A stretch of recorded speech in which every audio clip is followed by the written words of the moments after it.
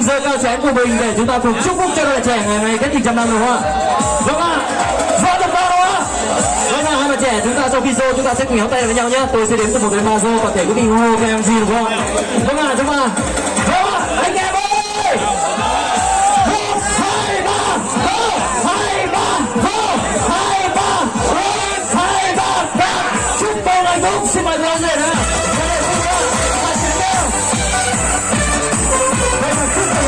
Ngày hôm nay thay mặt Giang Long và hạnh phúc của đôi trẻ, đây là về lớn và chúc cho hạnh phúc của đôi trẻ sẽ có năm hạnh phúc của đôi trẻ ngày nay. Xin được cảm ơn.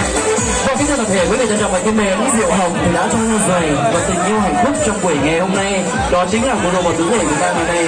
Chú rể Á Xú của chúng ta sẽ dành cho cô dâu một kỷ vật thiêng liêng nhất đó trong ngày hôm nay đây. Đó chính là chú rể sẽ ra chiếc nhẫn cầu hôn với cô dâu Thị Vi trong buổi ngày hôm nay đây. Xin mời chú rể sẽ rút ra chiếc nhẫn tình yêu của mình ngày hôm nay đi ạ. Vâng, còn là gì đó trong hôm nay đó chính là chiếc nhẫn hình đường tròn và không có điểm dừng, và để hạnh phúc được chứng minh cho tình yêu hạnh phúc của bạn trẻ ngày hôm nay từ giờ đến ngày sau, đó chính là nền tảng để giữ chặt những con tim của hai bạn trẻ ngày hôm nay. Xin mời chú rể sẽ cùng rút ra chiếc nhẫn tình yêu của mình để cầu hôn với cô dâu Hồ Thị Vi trong buổi ngày hôm nay. Xin mời A Xú ạ, chúng ta sẽ cùng rút ra chiếc nhẫn tình yêu của mình ngày hôm nay ạ.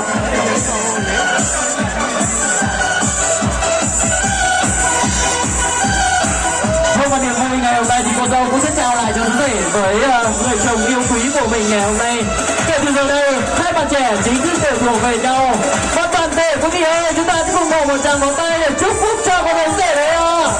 Vâng, xin được cảm ơn quý vị rất là nhiều trong buổi ngày hôm nay.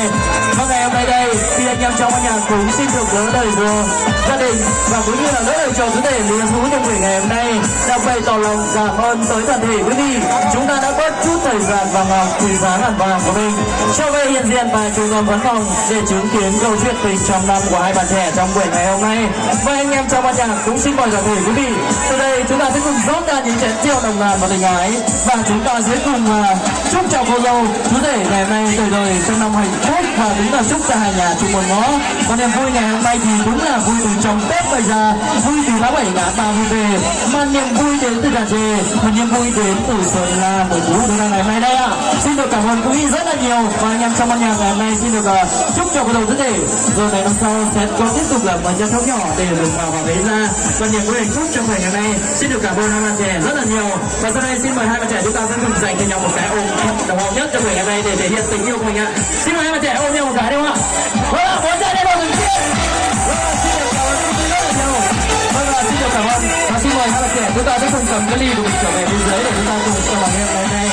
Và kính thưa toàn thể quý vị trân trọng và kính mến, đáng nhẽ là phải có trung tâm hạnh phúc của đôi trẻ, có những mối tình công gia của hai bên gia đình ngày hôm nay phải tới trung tâm sân khấu để ra mắt, và do là có công việc xuất sắc trở về hiện diện tại trung tâm ngày hôm nay không thể ra mắt được, cho nên là gia đình của chúng tôi ngày hôm nay xin được một lượng lượng của thứ bên trong là để quý vị ngày hôm nay thông cảm cho gia đình để chúng ta ngày hôm nay xin được cảm ơn tới toàn thể quý vị rất là nhiều.